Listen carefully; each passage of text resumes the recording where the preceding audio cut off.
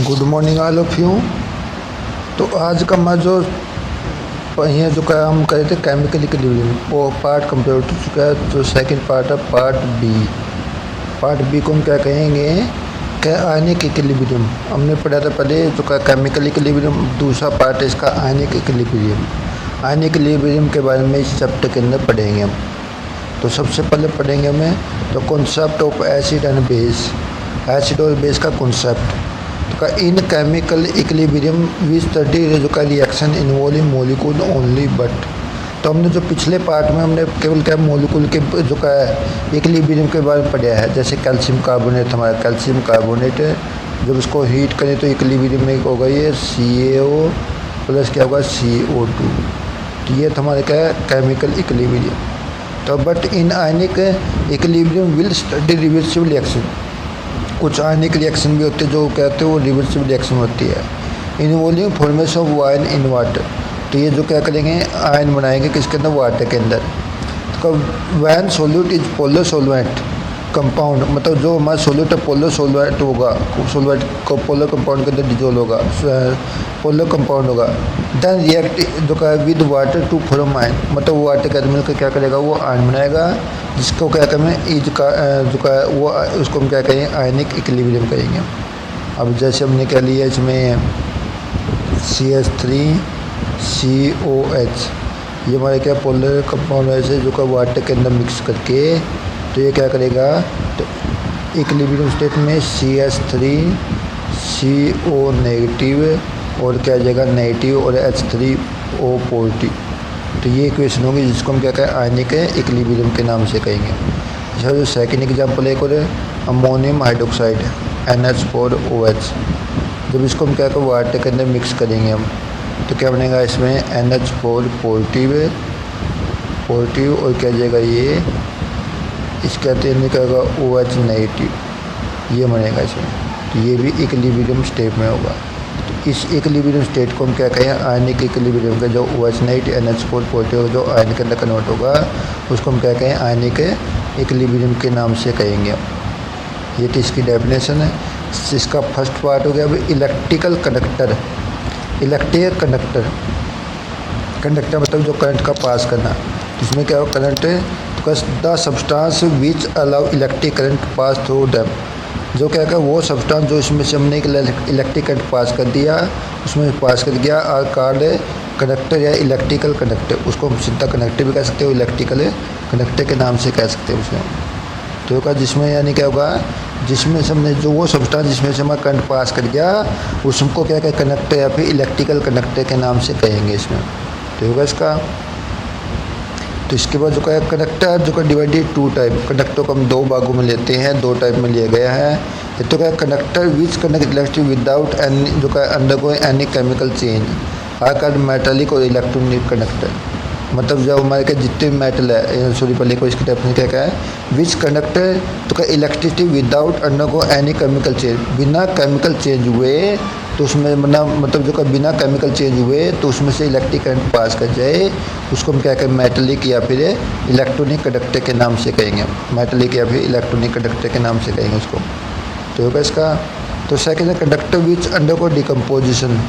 तो जो हमारा कंडक्टर विच अंडरगो डिकम्पोजिशन है a chemical change when A electric current is pass through them है आगे इलेक्ट्रोलाइटिक कंडक्टर है और इलेक्ट्रोलाइटिक। तो इसमें तो क्या विदाउट केमिकल चेंज हुए बिना जो करंट पास कर गया उसको तुम क्या कहें मेटलिक या इलेक्ट्रॉनिक कंडक्टर कहेंगे।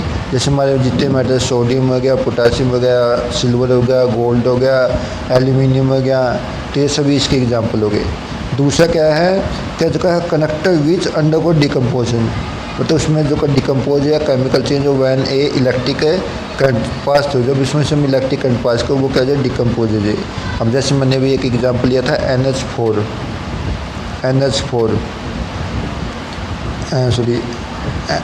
NH जो का NH4OH अमोनियम हाइड्रोक्साइड है, जब इसको हमने वाटर के अंदर डाल दिया तो क्या है डिकम्पोज होगा किसमें NH4 पॉजिटिव और OH नेगेटिव, इसमें डिकम्पोज होगा।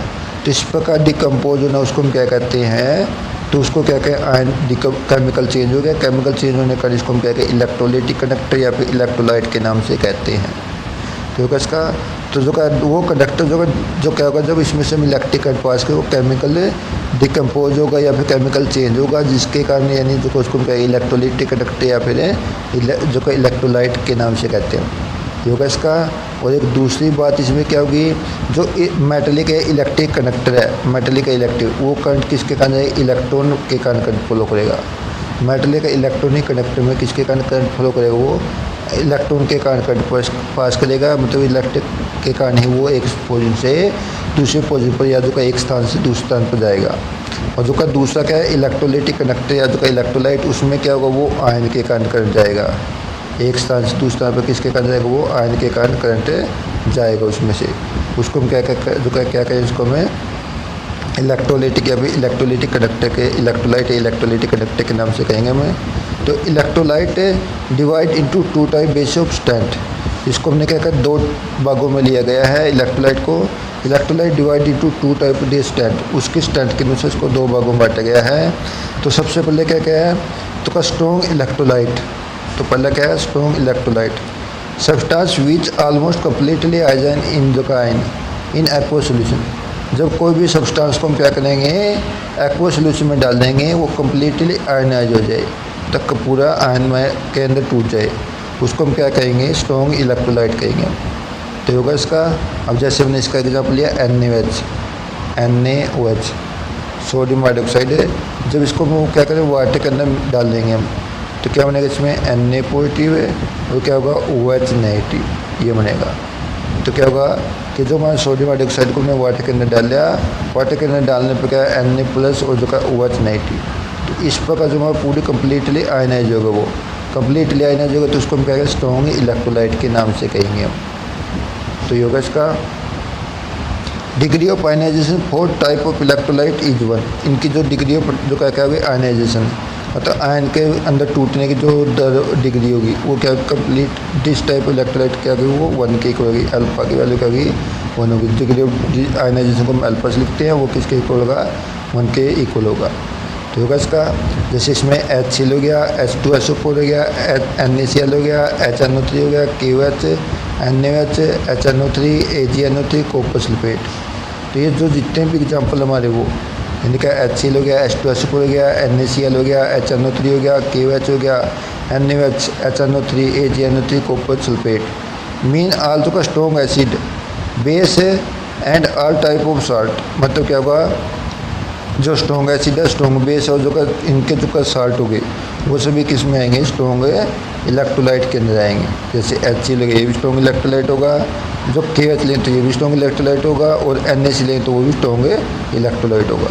तो इसको हम क्या कहें, स्ट्रॉन्ग इलेक्ट्रोलाइट है, जिसमें डिग्री ऑफ आयन किसके इक्वल होगी, अल्फा के इक्वल आएगी। तो ये तो पहला तुम्हारा। अब सेकंड है सब्सटेंस जो का दूसरा वीक इलेक्ट्रोलाइट की पढ़ेंगे में, substance which ionize in small extent in aqua solution. तो का वो सब्सटेंस जो का एक्वा सोल्यूशन में कम मात्रा में आयनाइज हो गए, बिल्कुल ही कम मात्रा में, यानी कम मात्रा में हो गए, उसको हम क्या कहें, वीक इलेक्ट्रोलाइट के नाम से कहेंगे। Substance which ionize a small extent in the aqua solution, aqua solution बहुत ही कम मात्रा में आयनाइज हो गए, उसको हम क्या कहें, वीक इलेक्ट्रोलाइट के नाम से कहेंगे हम। इसमें क्या होगी, तो क्या होगा, degree of ionization for this type electrolyte a जो का अल्फा जो का ग्रेटर 1, मतलब क्या होगी इसकी, यानी क्या होगा, 1 से क्या होगी, लेस देन होगी का सिस्टम। तो होगा इसका। अब जैसे इसके एग्जांपल क्या होगी, जैसे मैं एक एग्जांपल पीछे बताया था हमने, NH4 है जो हमारा NH4OH, जब इसको हम वाटर के अंदर डालते हैं हम, तो कहते हैं ये कम्प्लीटली आयन होता है, वो कहता है NH4OH और क्या जाएगा, OH नेगेटिव, ये कम्प्लीटली आयनाइज होता है। इसके कारण इसको हम क्या कहते हैं, वीक इलेक्ट्रोलाइट के नाम से कहते हैं। और जो जितने भी हमारे वीक इलेक्ट्रोलाइट है, उसको हम किसके द्वारा बताएंगे, इक्विलिब्रियम स्टेट के द्वारा बताएंगे। इक्विलिब्रियम स्टेट में हो गए, तो इसके कुछ एग्जाम्पल है, जैसे क्या है, वाटर हो गया, एसिटिक एसिड हो गया, अमोनियम हाइड्रोक्साइड जो अभी बताया एग्जाम्पल इसका, HCl हो गया, लिक्विड एसिड हो गया, और मीथेनिक एसिड हो गया। मीन ऑल वीक एसिड और वीक बेस, जितने हमारे वीक एसिड है और वीक बेस है, वो सभी क्या हुए, वीक है। तो क्या हो गए वो, तो क्या इलेक्ट्रोलाइट के रूप में हो गए। तो होगा इसका।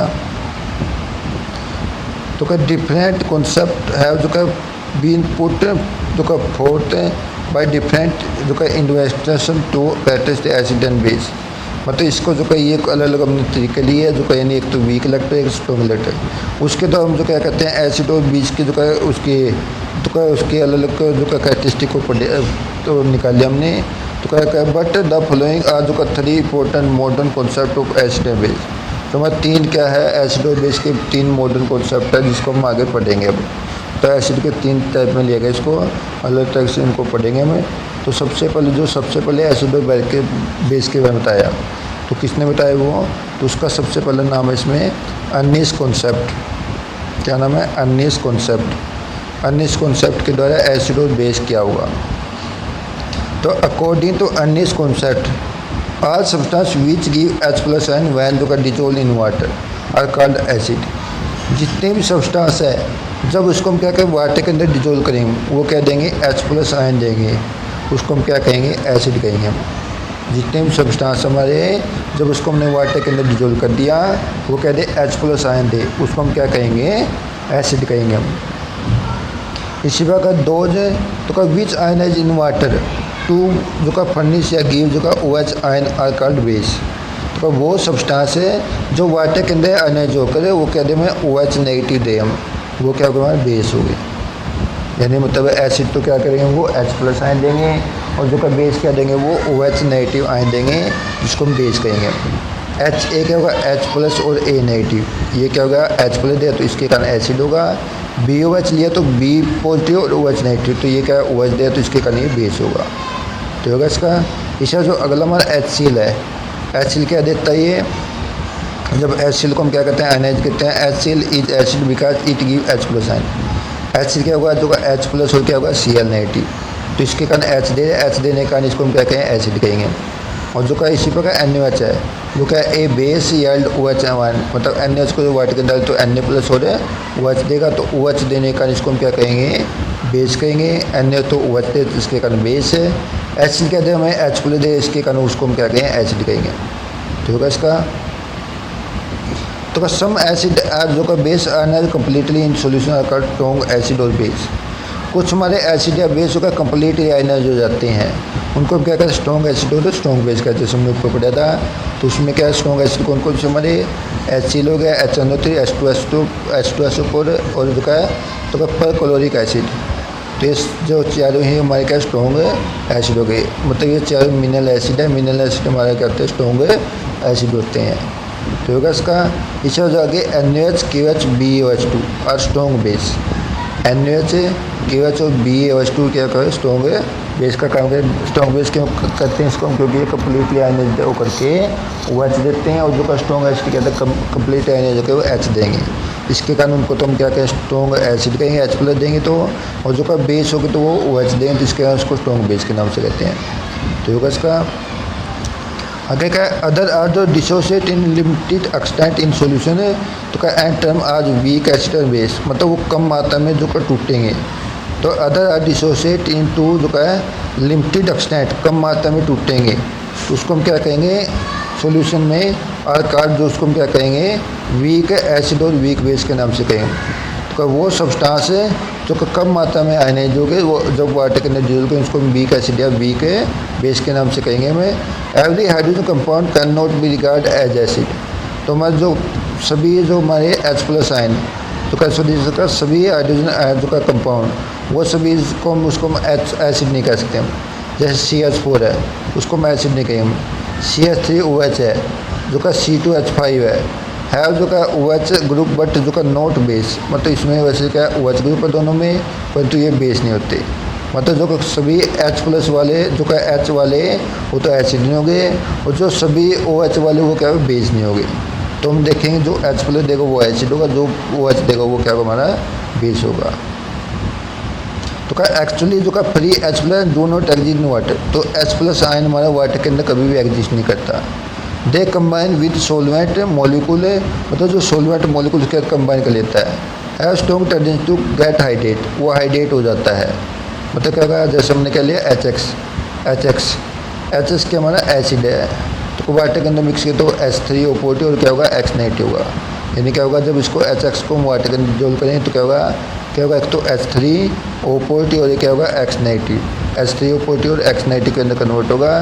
तो ये क्या होगा, जो H है वाटर का जो वो क्या है H3O पॉजिटिव बनाता है और X अलग हो जाता है। तो ये क्या होगा हमारा वो एसिड होगा।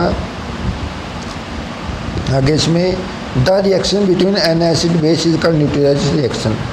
तो कोई भी जो क्या कहते हैं एसिड और बेस की रिएक्शन करते हैं उसको हम क्या कहते हैं न्यूट्रलाइजेशन रिएक्शन कहते हैं। उसको हम क्या करेंगे न्यूट्रलाइजेशन रिएक्शन करेंगे हम। तो क्या होगा, according to Arrhenius concept neutralization reaction in aqueous solution involve reaction between H plus OH जो का आयन या हाइड्रोनियम आयन OH आयन जो का तो यानी मतलब जो का इसमें न्यूट्रलाइजेशन रिएक्शन क्या होगी कि जो कोई भी हमारा एसिड और बेस है, एसिड तो हमें क्या देगा H प्लस देगा और OH क्या देगा, जो बेस क्या देगा OH देगा। उन दोनों कम्बिनेशन से क्या होगा वाटर बनेगा। तो क्या उन दोनों से क्या होगा वाटर बनेगा। तो न्यूट्रलाइजेशन करेगा, न्यूट्रलाइजेशन मतलब एक से H एक OH को करके वाटर में कन्वर्ट होगा। उसी रिएक्शन को हम क्या कहते हैं न्यूट्रलाइजेशन रिएक्शन कहते हैं, जब एसिड और बेस की रिएक्शन करें। अब जैसे हमने क्या किया है एसिड हमने ऊपर लिया था, क्या था वो, तो क्या था वो H3X प्लस H2O, तो क्या दे रहे वो H3O पॉजिटिव, उसका तो H3O पॉजिटिव ले लिया और बेस क्या देता है OH। वो दोनों आपस में कंबाइन करके वो क्या देंगे वाटर मॉलिक्यूल देंगे, मतलब वो वाटर के अंदर कन्वर्ट हो गया। वाटर के अंदर कन्वर्ट होना ही क्या होगा हमारा वो तो कहने क्या होगा न्यूट्रलाइजेशन रिएक्शन कहें इसको। तो होगा इसका। अब इसकी कुछ लिमिटेशन है। लिमिटेशन क्या है, तो पहले limited the concept does not explain acidic और बेसिक कैरेक्टर ऑफ सब्सटेंस। तो the concept does not explain acidic basic character in non aqueous solvent, मतलब जो ये किसके अंदर देता है हमारे वाटर के अंदर देता है नॉन एक्वस सॉल्वेंट। तो वाटर जब इसके अंदर मिक्स नहीं करेंगे तो ये हमारे H प्लस और OH आयन नहीं देगा, मतलब नॉन एक्वस सॉल्वेंट के अंदर हमारा वो ये क्या करेगा जो का ये एसिडिक और बेसिक कैरेक्टर को शो नहीं करेगा। तो सबसे बड़ी लिमिटेशन ये इसकी। सेकंड क्या है, तो क्या it could not explain basic nature of NH3, मतलब इसके जो वाटर के द्वारा तो जो हम लेते हैं उसके द्वारा इसकी बेसिक कैरेक्टर को हम बता नहीं सकते हैं NH3 का। एंड मेटेलिक ऑक्साइड है एंड एसिडिक ऑक्साइड है, और जो का nature of non metal oxide, मतलब जो क्या होगा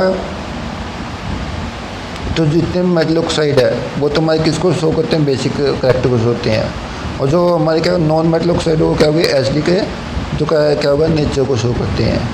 तो वो इसके द्वारा एक्सप्लेन किया कि जो जितने हमारे मेटलिक के ऑक्साइड है वो तो किसका काम करते हैं बेसिक नेचर का काम करते हैं, और जो एसिडिक ऑक्साइड है वो किसका काम करते हैं वो सॉरी नॉन मेटलिक ऑक्साइड हो गए वो क्या हो गए वो एसिडिक नेचर का यानी एसिडिक कैरेक्टर शो करते हैं। तो इसका it could not explain behaviour of acid base in aqueous solution.